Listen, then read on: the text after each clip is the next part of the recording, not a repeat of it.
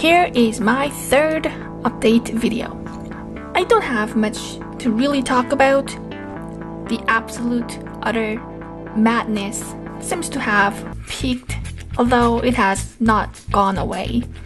There is still a lot of strangeness here and there, but not as weird as before. I feel like I'm a blind person just feeling my way around with a walking stick. I don't really know where I'm going with this, just kind of stepping forward if there is no wall in front. Nobody really explained any of it, but I had a sudden, inexplicable urge to upload a video this time, a long video right about now. I have no idea why, but here goes. So I was thinking about how am I going to fill up about 20-minute video. I don't remember where my stories have left off anymore. My mind doesn't have the capacity to write a long series right now. I haven't touched my dolls, I haven't watched any movies, I didn't do any toy shopping. I'm pretty sure I missed a few dolls that came out recently. Everything is completely off track. So instead, I ended up asking questions and started going down the rabbit holes. Many rabbit holes. Just indulge my ramblings for 20 minutes if you want. It's just 20 minutes of nonsensical brain dump. I looked back at all the strangeness I have encountered lately. I categorized them into human problems that people created. Then I had another category for anything and everything that seemed supernatural. The supernatural is what I will discuss. Even a few years ago, I would have been the first to dismiss these as nonsense, and yet here I am, going down the rabbit hole. Let's call it a cosmic clock. Like one of those large grandfather clocks that needs to be rewound every morning. Let's suppose that we humans are responsible for rewinding this clock each day. When this clock's time runs out, bad things occur. An apocalypse maybe. And right now, no one is rewinding this clock. Maybe the universe self-destructs because it thinks there's no one inside. I believe we have recently forgotten to rewind the clock, and it has been going a bit haywire.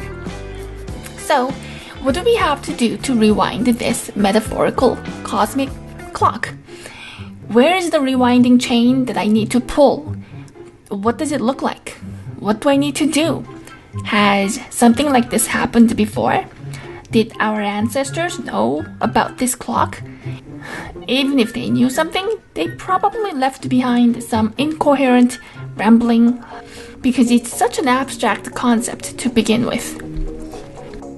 Let's suppose there is a network, a cosmic network.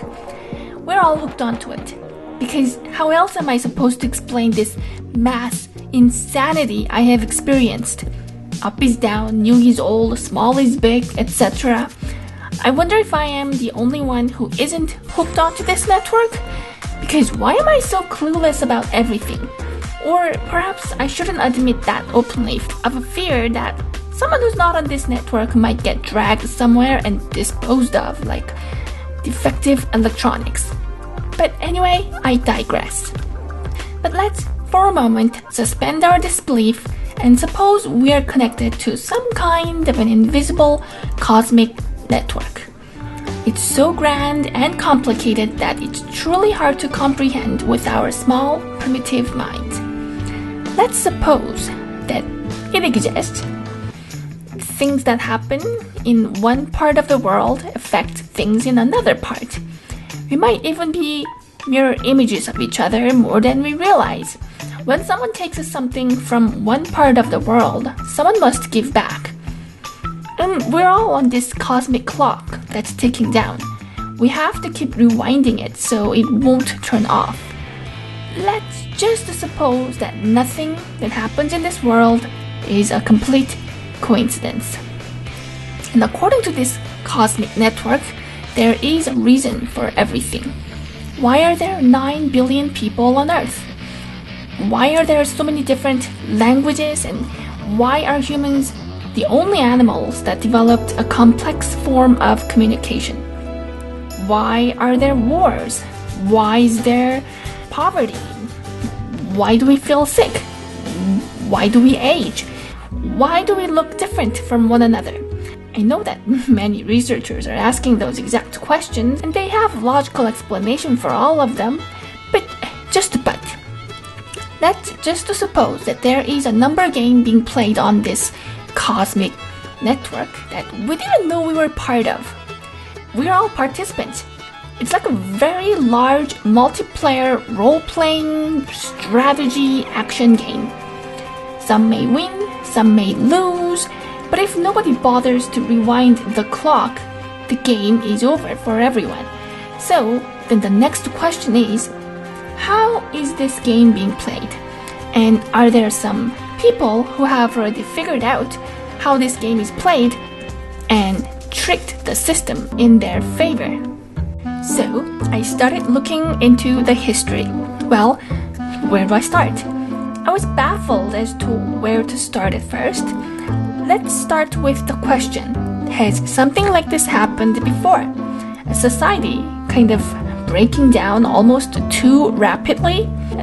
There are the ancient lost civilizations, both big and small. They are everywhere, in Europe, Asia, America, and Africa.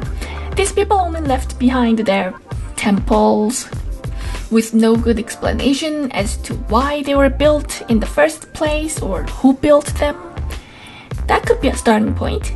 Why did these people not continue to exist? What made them disappear? Did they fight each other to death? Where did they go afterward? Why fight in the first place? What problem did they face that were so hard to solve that no words could have saved these people? And then there are massive war campaigns. Most of them, if not all, lack any sensible reasons for engaging in them in the first place. The next question is then, why did words fail them? Talking seems to work pretty well most of the time. Perhaps even a little bribery here and there has worked for many problems throughout the human history. Why did it fail in these circumstances? Why couldn't these people stop the insanity? And then I came across an interesting point in history. In year 536, an Icelandic volcano spewed ash into the air, blocking out the lights in Europe for 18 months. 18 months? That's ridiculously long time for the sky to clear. Subsequently, almost all aspects of economic and cultural development in Europe stalled. One could say it's bad luck that ashes happened to cover all of Europe for 18 months. It's unfortunate that a decade of extreme cold weather followed. It's just bad luck after bad luck. Okay, it's not like anyone can stop it. Yes, volcanoes erupt all the time, maybe, but what followed after that was a plague and then a famine, 50 million people lost, and then the burning of Constantinople. Their bad luck didn't improve until the 7th century. Seriously? That seems like a series of very, very unfortunate events back to back. One could argue that volcanoes led to the cold weather, which resulted in crop failures. This made people hungry and then angry, so everybody decided to burn down a city. And mass insanity was the last remaining option. Okay, or what if this is all related to the mysterious cosmic network? Somebody forgot to rewind the clock.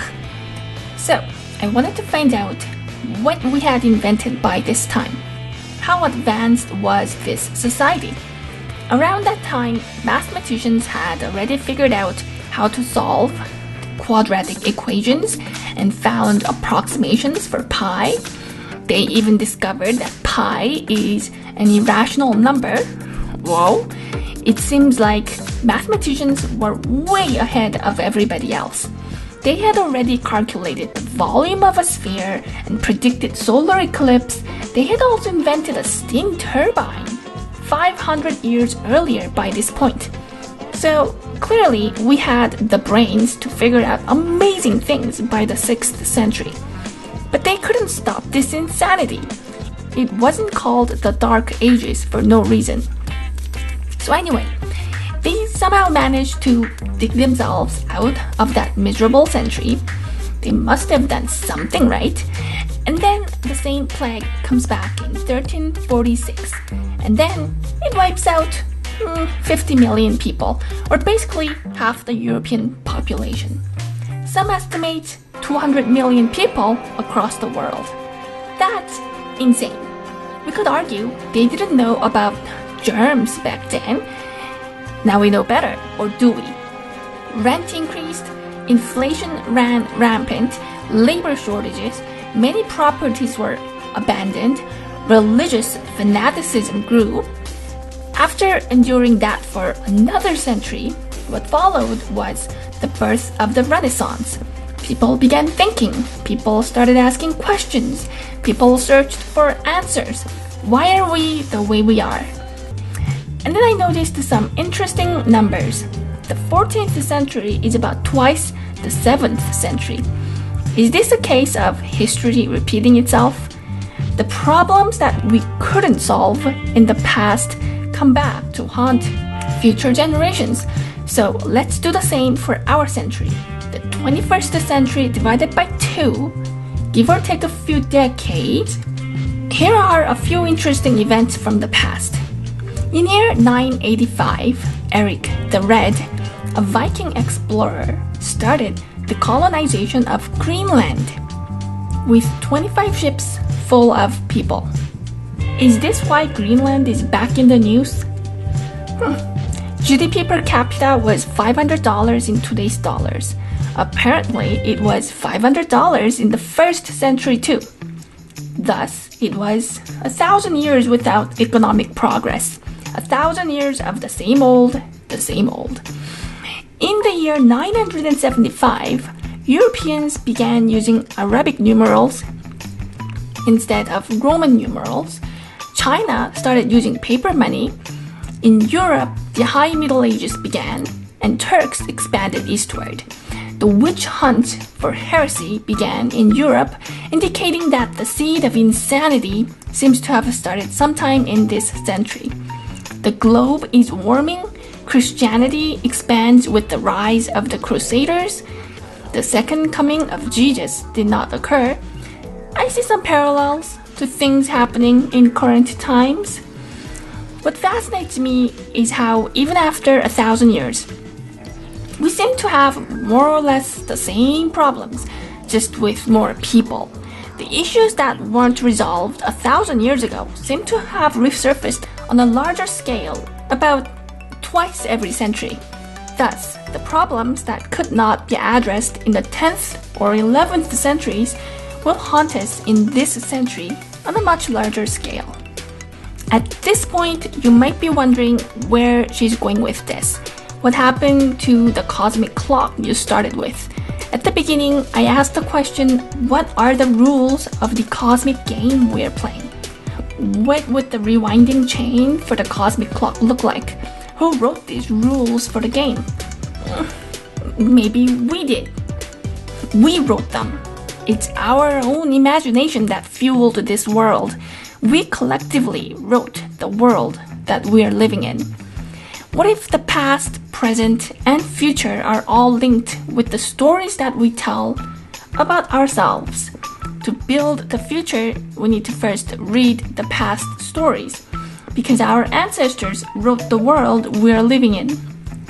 They all somehow get mixed together and create the world as we know it. When people stop writing, when people stop imagining the world that they want to live in, the clock expires.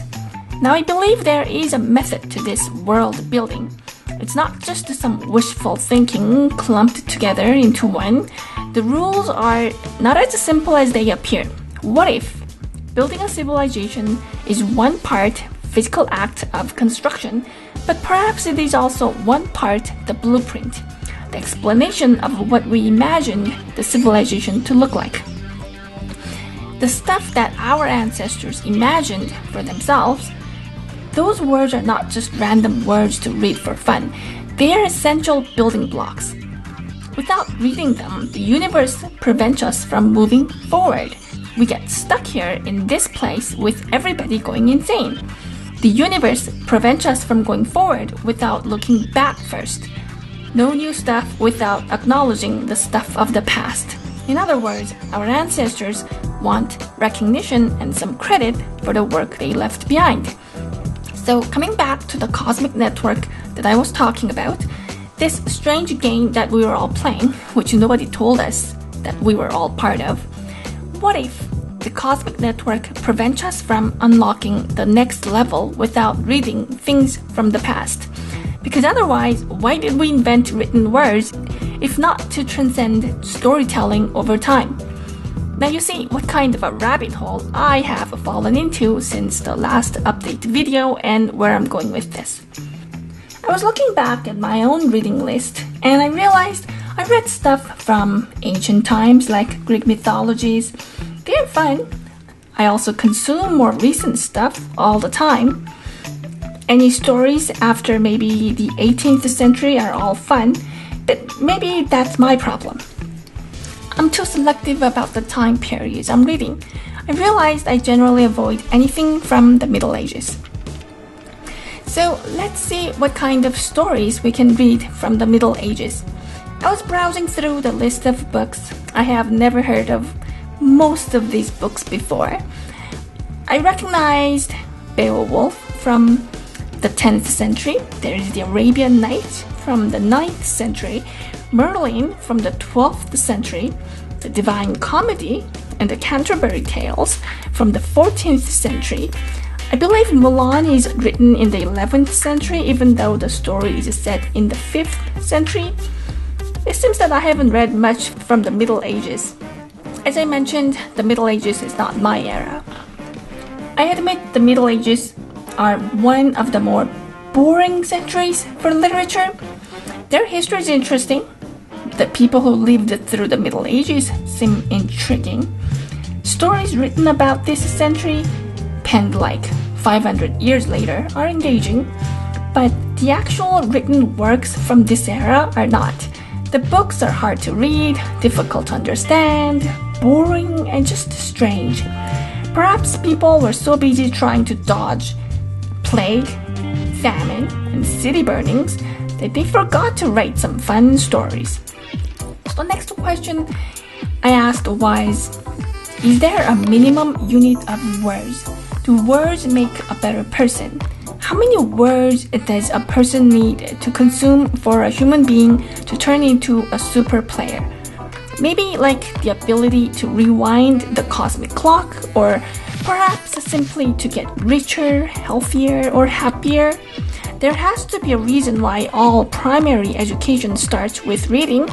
Our ancestors must have figured out that reading is the foundation for all other knowledge acquisition and activities. So I started looking for some numbers. How many words do we read by the time we graduate from school? That's a hard number to estimate. One publisher estimates that kids ages 6 to 17 read about 23 books in a year. That's about 276 books in 12 years. How many words is that? Maybe 6,000 to 30,000 words per book. Thus, let's take about 18,000 words per book times 276 books. So that's about 5 million words. So let's suppose 5 million words are the magical numbers.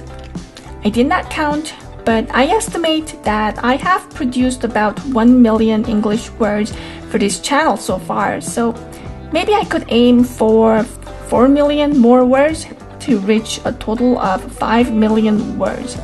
It seems like a lofty goal to pursue. What do I want to do with all these words? I don't know. Maybe I want to stop mass insanity, rewind the clock to prevent an apocalypse, make this century one of the most magical in human history. C.S. Lewis once said, "It is a good rule after reading a new book never to allow yourself another new one till you have read an old one in between." Why does that quote resonate with me right now. Let's suppose the cosmic network is keeping track of all the words written throughout the time. To keep this cosmic network functioning, it's not the words of today, but the words of yesterday that we need to read.